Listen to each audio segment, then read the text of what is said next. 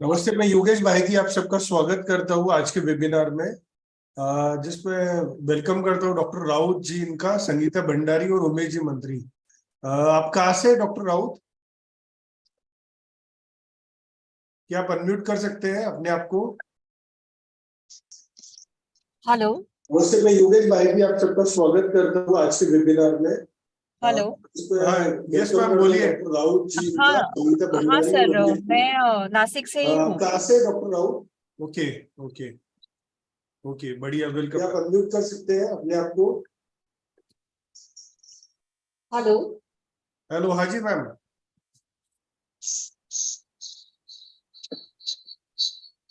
Doctor Bhandari भी थे ना, संगीता भंडारी।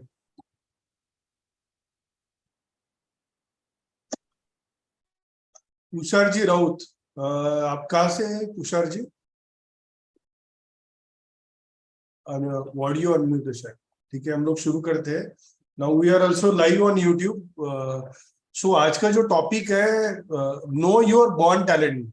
इसका मतलब है आपकी जन्मजात प्रतिभा आप जाने कि कैसे आप जान सकते हैं। सबसे पहले दोस्तों मैं पूछूंगा आपसे कि जन्मजात प्रतिभा क्या है, मतलब क्या होती है? क्या आप मुझे बता सकते हैं, चैट बॉक्स में डाल सकते हैं कि जन्मजात प्रतिभा क्या होती है?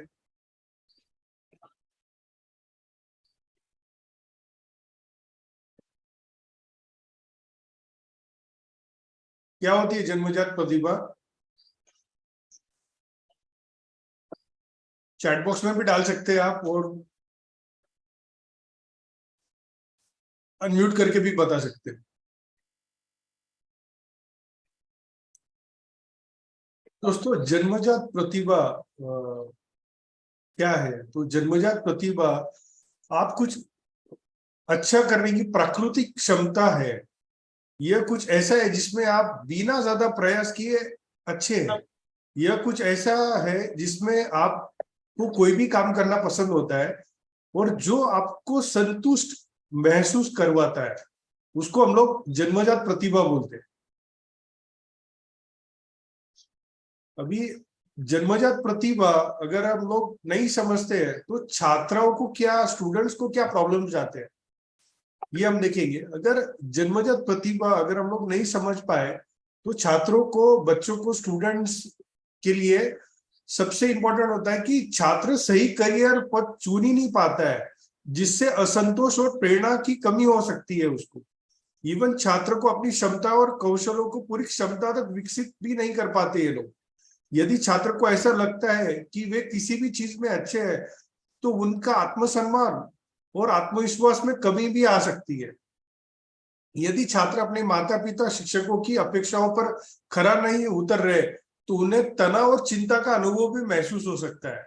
डू एग्री विथ मी कि ये सारे छात्रों को ये समस्या आ सकती है अगर वो अपनी जन्मजात प्रतिभा नहीं जानते हैं तो? दूसरा, जो माता पिता है, अगर आप देखेंगे माता पिता के लिए भी समस्या है। अगर बच्चा नहीं जान पाता है तो माता पिता अपने बच्चों को सही करियर पर चुनने में, मदद करने में कठिनाई अनुभव कर सकते हैं अगर वो बच्चों को नहीं समझ पाए तो। यदि उनके बच्चे स्कूल या करियर में सफल नहीं होते हैं तो माता पिता भी निराश हो जाते हैं आज के डेट में। यदि माता पिता को ऐसा लगता है कि अपने बच्चों की प्रतिभा विकसित करने के लिए पर्याप्त नहीं कर रहे हैं तो उन्हें अपराध भी महसूस हो सकता है कि यार हमने गलती से इसको ये दे दिया, इसको तो हमको करवाना नहीं था, मतलब पछतावा करते हैं काफी। यदि माँ बाप अपने बच्चों के भविष्य के बारे में चिंतित है तो उन्हें तनाव और चिंता का भी अनुभव हो सकता है। सो जो माता पिता है वो भी तनाव में रहते हैं इसके कारण। इवन जो शिक्षक है तो अगर आप देखिए दिक्कत क्या होती है, पुराने जमाने में बच्चे को पूछा जाता है कि भाई कम मार्क्स क्यों आया, आपके ग्रेड्स कम क्यों आया। बट आज अगर आप देखेंगे तो टीचर को पूछना पड़ता है कि मेरे बच्चे को कम नंबर क्यों आ रहे, जबकि वो स्कूल में खाली 5 घंटे 6 घंटे जाता है और घर पे वो ज्यादा घंटे है। सो अपनी जन्मजात प्रतिभा कैसे हम लोग खोजे, मतलब ये बहुत बड़ा एक क्वेश्चन है। इवन दो टीचर्स के लिए भी होता है कि जो शिक्षक टीचर्स है उनको अगर पता नहीं है कि विभिन्न प्रतिभा सिखाने की अलग अलग शैलियां होती छात्रों को, तो एक साथ अगर डिफरेंट डिफरेंट लोग आते हैं तो उनको भी कठिनाइयां महसूस होती है। दूसरा मैं आपको एक बताऊं, इंडिया में ऐसा है कि एक क्लास होती है या एक क्लास होता है, उसमें 60 से 70 छात्र होते हैं, उसमें 60 से 70 छात्र होते हैं। अभी 60 से 70 छात्र को एक टीचर कैसे पढ़ाएगा? तो वो ऑलरेडी खुद उसमें बिजी रहते हैं या व्यस्त रहते हैं, तो काफी सारे टीचर्स को ये लगता है कि भाई हम लोग इसको पूरा नहीं कर रहे हैं, और वो खुद भी तनाव और चिंता का अनुभव महसूस करते हैं। और ज्यादातर क्लासेस के लिए भी यही आज के डेट में अनुभव हो रहा है। सो अगर हम लोग अपनी जन्मजात प्रतिभा जानते हैं तो उसके बाद में हम लोग अपना सही करियर पथ चुन सकते हैं, अपने जीवन में सही निर्णय ले सकते हैं, अपने कौशल और क्षमताओं को विकसित भी कर सकते हैं, अपना आत्मविश्वास बढ़ा सकते हैं और अधिक पूर्ण जीवन जी सकते हैं हम लोग।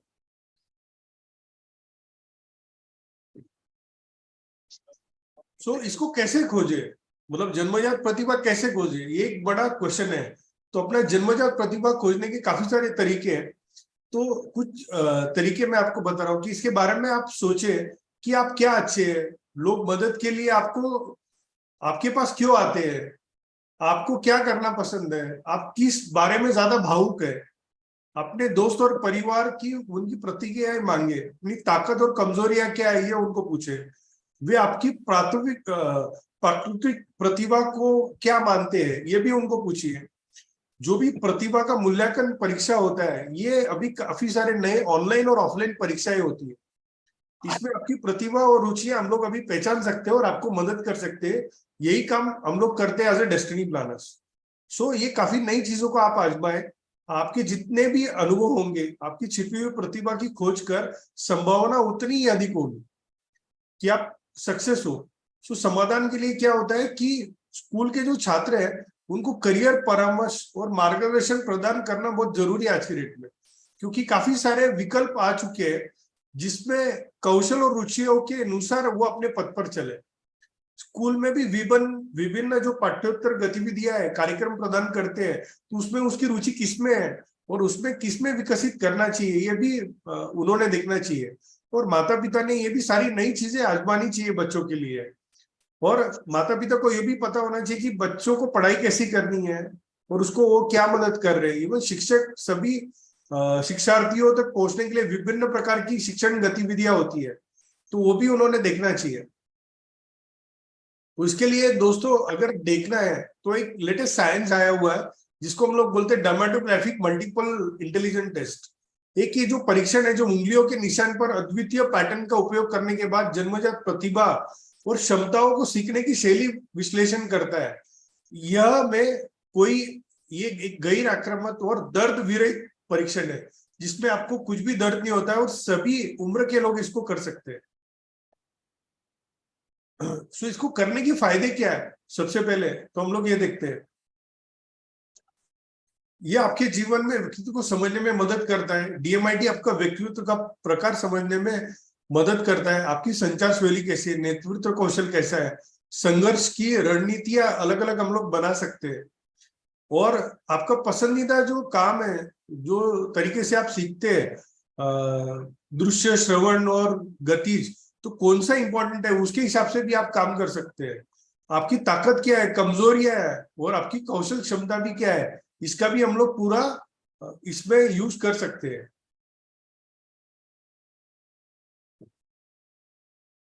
सो दोस्तों, क्या आप जानते हैं कि हर व्यक्ति में 8 प्रकार की बुद्धिमत्ता होती है?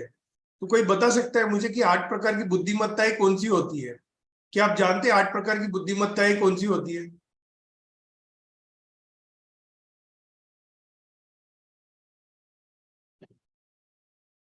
एक आंसर आया है, नो, नहीं जानते हैं।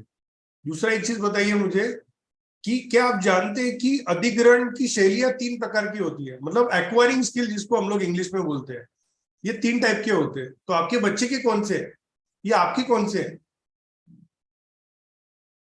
क्या आप बता सकते हैं ये क्वेश्चन, इसका आंसर बता सकते हैं आप?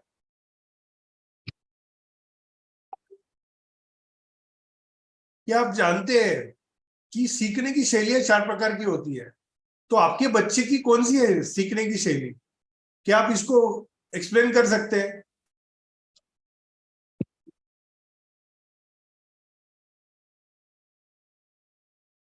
देखिए हम लोग है ना पहले आईक्यू देखते थे खाली, राइट? तो आईक्यू में क्या होता था कि सक्सेस और हैप्पीनेस ऐसा लगता था, बट आज के डेट में आईक्यू इतना मैटर नहीं करता है, बट ईक्यू मैटर करता है कि आप दूसरों को कितना समझ के लेते हैं। तो 90% सक्सेस है ना आज ईक्यू से है। मैं एक सिंपल एक सब लोग जितने यहाँ पे बैठे हैं उनको एक पूछ रहा हूँ यहाँ पे कि आप ये पिक्चर है ये चार्ट की तरफ देखिए और कलर के बारे में आपको बोलना है, शब्द के बारे में नहीं बोलना है। तो कौन से कलर है?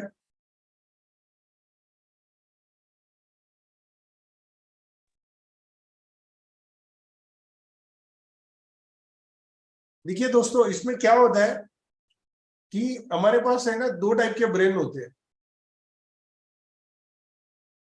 दाहिना मस्तिष्क जो है ना वो कलर देखता है, राइट, बट बायां मस्तिष्क पढ़ने पर ज्यादा जोर देता है।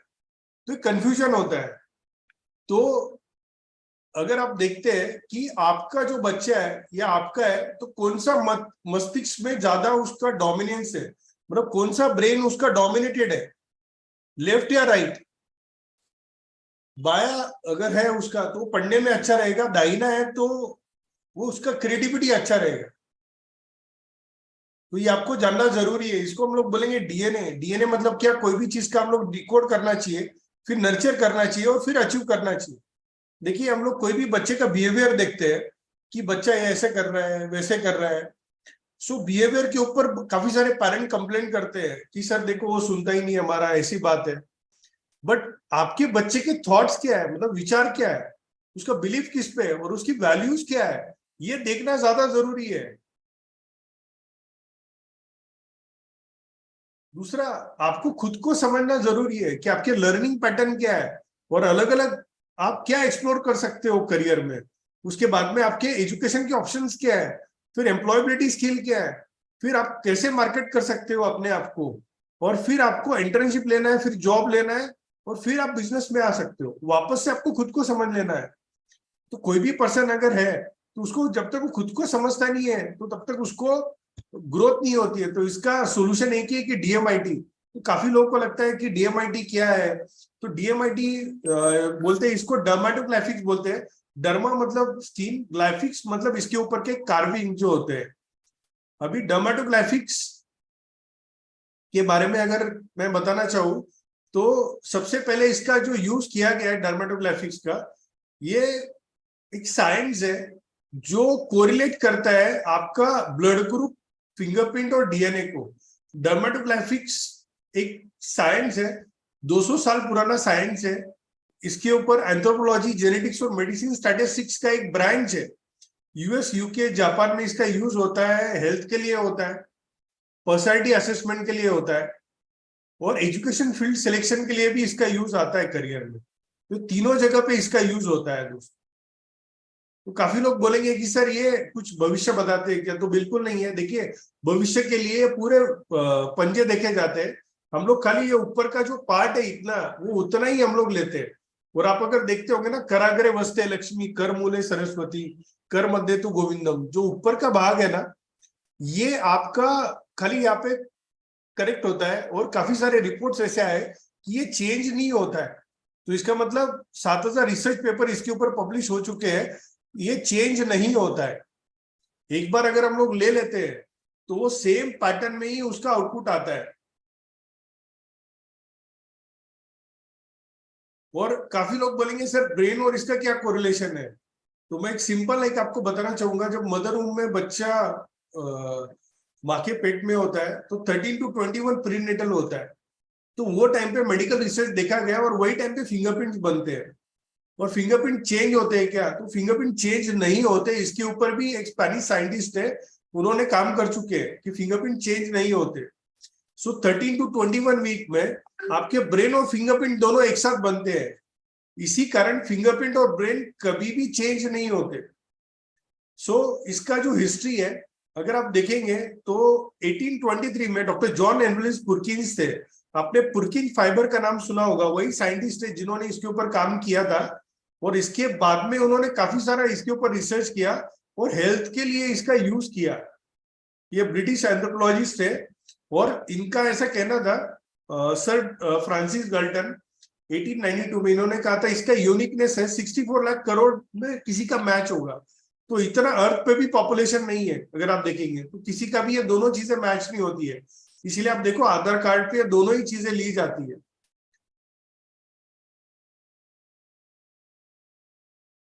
और ये है डॉक्टर हैरोल्ड क्यूमिन्स, इनको बोलते हैं फादर ऑफ डर्मेटोग्राफिक्स। इन्होंने 1933 में इनका बर्थ हुआ था। सबसे पहले इन्होंने यूएसएसआर में यूज किया 1970 में, तो यूएसएसआर को 50 गोल्ड मेडल मिले और 76 में 125 गोल्ड मेडल्स मिले। ये कैनेडियन न्यूरो सर्जन थे। बाद में 1976 में शॉमन अल्टर आए, उन्होंने डर्मेटोग्राफिक्स मेडिकल डिसऑर्डर्स किया। तो उसके बाद में जो कुछ डिसीजेस है उनके इंडिकेटर माने जाते हैं, जैसे कंजेनाइटल हार्ट डिसीजेस है, ल्यूकेमिया है, कैंसर, रूबेला है, एम्ब्रोपैथी, अल्जाइमर डिसीज है, सिजोफेनिया है, या क्रोमोसोमल डिफेक्ट्स अगर है तो इससे आइडेंटिफाई हो जाते हैं। और जो मल्टीपल इंटेलिजेंस है दोस्तों, आज के रेट में अगर आपने देखा कि नई एजुकेशन पॉलिसी अप्लाई हुई है, तो नई एजुकेशन पॉलिसी में डॉक्टर हार्वर्ड गार्डनर है। तो हार्वर्ड गार्डनर ये ऑनररी डिग्री इनको 28 कॉलेजेस और यूनिवर्सिटीज से, और वर्ल्ड फेमस है। ये मल्टीपल इंटेलिजेंस का थ्योरी इन्होंने रखा है कि 8 टाइप के इंटेलिजेंस होते हैं, जो मैंने आपको बताया कि 8 बुद्धिमत्ता कौन सी होती है। तो ये 8 बुद्धिमत्ता होती है verbal, linguistic, logical, mathematical, visual spatial, music या rhythmic, bodily kinesthetic, interpersonal, intrapersonal और नेचुरलिस्टिक। तो दोस्तों अगर ये 8 बुद्धिमत्ता है तो हर बुद्धिमत्ता के आदमी का अलग एक विवरण होता है। मान लो कोई म्यूजिक में अच्छा है तो उसके लिए पॉसिबल करियर क्या है? म्यूजिक थेरेपिस्ट बन सकता है, एडवर्टाइजिंग में जा सकता है, मोशन पिक्चर में जा सकता है, साउंड ट्रैक क्रिएट कर सकता है, म्यूजिक टीचर बन सकता है, पियानो टर्नर बन सकता है, म्यूजिक स्टूडियो डायरेक्टर बन सकता है, रिकॉर्डिंग कर सकता है, सॉन्ग राइटर कर सकता है, म्यूजिक परफॉर्मर है, कंडक्टर है, साउंड इंजीनियर है, म्यूजिक कॉपीज कर सकता है, सिंगर, डांसर और कंपोजर भी कर सकता है। उसमें से कुछ फेमस लोग हैं, Lata Mangeshkar, A R Rahman, Zakir Hussain, Michael Jackson, ये सारे म्यूजिक स्मार्ट थे। और दूसरा नेचर स्मार्ट आते हैं। नेचर स्मार्ट में क्या होता है? Forest ranger, nature guide, animal trainer, zoo keeper, landscape, horticulture, botanist, florist, scientist, biological physical words, bird researcher, veterinarian, farmers, outdoor activities, instructor, planners, metrologist, ecologist, conservative और environment and engineering.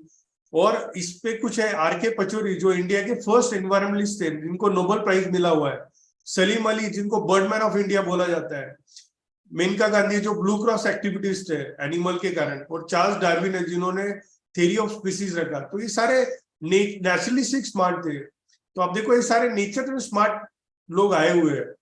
अगर हम लोग देखेंगे कि लिंग्विस्टिक स्मार्ट या word smart जो लोग होते हैं तो वो क्या करियर में जा सकते हैं? पोएट बन सकते हैं, पब्लिक स्पीकर बन सकते हैं, जर्नलिस्ट है, राइटर है, author, designer, scriptures, language teacher, speech pathologist, lawyer, secretarians, उसके बाद editors, proof readers, comedians, professional debaters, translators, TV radio anchor, presenters and commentators. इनके आइडियल एग्जाम्पल है रविंद्रनाथ टैगोर जी जो पोएट थे, शिव खेड़ा जी जो बेस्ट राइटर है और कोच है, रॉबिन शर्मा, विलियम शेक्सपियर।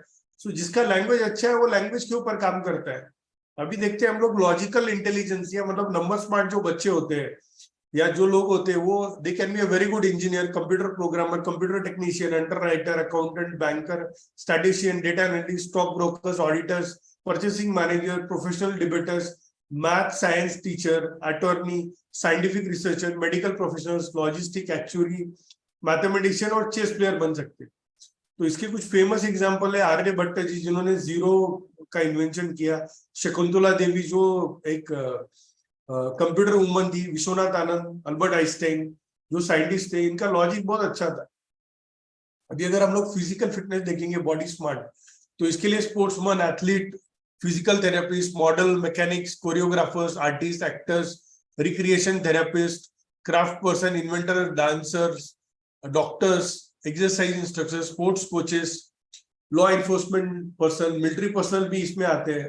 इसके फेमस एग्जाम्पल है सचिन तेंदुलकर, ऋतिक रोशन, बाबा रामदेव जी, पीटी उषा जी। और इंटरपर्सनल मतलब खुद के प्रति स्मार्ट, जिसको हम लोग है ना गुरु भी बोलते हैं, कि जनरली ये लोग साइकोलॉजिस्ट होते हैं, थेरेपिस्ट होते हैं, ह्यूमन पोटेंशियल रिसर्चर होते हैं, philosopher, religious leaders, priest, pastors, social workers, mediators, guides, counsellors, organisation leaders, self help advisers, trainers, coaches, mental health professional, या बिजनेस में भी ये लोग अच्छे रहते हैं। तो Swami Vivekananda, Mother Teresa, doctor Sarvepalli Radhakrishnan, Sigmund Freud जो साइकोलॉजिस्ट थे। सो इस काफी सारे करियर आ सकते हैं। इंटरपर्सनल जिसका अच्छा है, मतलब पीपल स्मार्ट है, तो ये लोग लोगों को इन्फ्लुएंस कर सकते हैं बहुत अच्छे से। तो जनरली ऐसे लोग है ना, teachers, administrator, arbitrators, anthropologist, organisation leaders, president, CEO, sociologist, talk show host, politician, public relation, customer support, sales person, travel agent, consultant, social affairs. उसके कुछ एग्जांपल्स हैं, Mahatma Gandhi, father of the nation, doctor APJ Abdul Kalam, जो scientist थे, कि मतलब उनका knowledge तो पूछना ही नहीं। नरेंद्र जी मोदी जो अपने प्राइम मिनिस्टर है अभी, सबसे बहुत अच्छे से कनेक्ट कर लेते हैं। ओफ्रा विनफ्रे जो टीवी टॉक शो में वर्ल्ड में फेमस है आज के डेट में। इसके अलावा जो विजुअल या स्पेशल इंटेलिजेंस जिसका होता है, तो वहां पे बहुत अच्छा होता है। सो ऐसे जो लोग होते हैं, interior designer, graphic designer, artist, cartoonist, photographers, animators, architect, airline pilot, surgeon, painters, sculptures, shapes, बाद में landscapers, theatre set designer, cinematographer, book illustrator, tour guide, jewellery, fashion designing, sportsman, chess player. ये इसके कुछ आइडियल एग्जांपल्स है, जैसे कल्पना चावला जो first Indian pilot थी, तान्या ज्ञानी है जो डेली बेस्ट इंटीरियर डिजाइनर है, मनीष मल्होत्रा जो कॉस्ट्यूम डिजाइन करता है, राइट, वॉल्ट डिज्नी जो हम लोग देखते हैं, जो creator of Mickey mouse cartoon था। सो ऐसे अलग अलग आर्ट इंटेलिजेंस है दोस्तों, और उसके हिसाब से अगर हम लोग लेते हैं ब्रेन एंड इंटेलिजेंस, ये दोनों भी अनडिटेचेबल एलिमेंट्स है। सो कोई भी आदमी अगर डेवलप होता है ना, तो तीन तरीके से होता है, कि बायोलॉजिकल जो गॉड गिफ्टेड है उसका वो 30% है, 40% नेचर का होता है, और 30% टाइम के ऊपर डिपेंड होता है कि वो कैसे डेवलप होता है। सो बॉर्न टैलेंट है, डीएमआईटी से ये पता चलता है कि वो बंदा बॉर्न टैलेंट कैसा है उसका। अगर बॉर्न टैलेंट पे पेरेंट्स लोग थोड़ा भी हेल्प करते हैं, तो काफी सारे चैलेंजेस कम हो जाते हैं। जैसे काफी बच्चे आज के डेट में जो सफर हो रहे, स्ट्रेस आ जाता है स्कूल में, कंफ्यूजन होता है कि क्या करें। अगर आप देखेंगे एकेडमिक बैकग्राउंड और पैशन, इसमें कोई अंतर नहीं है। एक बेस्ट एग्जांपल है शंकर महादेवन का। ये एक कंप्यूटर इंजीनियर है, कंप्यूटर साइंस का इंजीनियर है, बट ये बेस्ट सिंगर है। आप मुझे बोले नेशनल फिल्म अवार्ड्स मिले उसको। सो करियर म्यूजिक में हो गया, और एकेडमिक बैकग्राउंड से वो इंजीनियर है, राइट। ऐसे काफी सारे एग्जाम्पल है दोस्तों। सो पैशन मैटर करता है। इसके अलावा जो बच्चों का लर्निंग है, जैसे 3 टाइप का होता है लर्निंग के पैटर्न, विजुअल, ऑडिटरी और काइनेस्थेटिक। तो आपका बच्चा कौन से पैटर्न में पढ़ता है, ये भी आपको देखना जरूरी है। और जो छोटे बच्चे होते हैं दोस्तों, उनको क्यों इसकी जरूरत है, जो 2 से 4 साल के बच्चे होंगे, तो एक क्या होता है, टाइम रिड्यूस होता है, पैसा भी बचता है, इरिलेवेंट क्लासेस और कोर्सेज हम लोग नहीं लगाते बच्चों को, और पेरेंट और चाइल्ड का भी रिलेशनशिप बढ़ता है। इसमें से हम लोग एक कॉन्फिडेंस डेवलप कर सकते हैं और स्ट्रेस फ्री रह सकते हैं। देखिए जीनियस हम लोग है ना क्रिएट नहीं कर सकते, बट जीनियस हम लोग ढूंढ सकते हैं आज के डेट में। So genius can not be created but can be discovered. Everyone is genius when they are in the right position, right. तो इसके लिए अपने को कौन किस में जीनियस है ये ढूंढना जरूरी है। तो हर पर्सन जीनियस है आज के डेट में। बट दोस्तों वाई डेस्टिनी प्लानर्स ये सब करने के लिए क्यों, क्योंकि जस्ट मेरे बारे में मैं इंट्रोड्यूस करा देता हूँ आपको, कि 25 साल का अनुभव है यही सेक्टर में।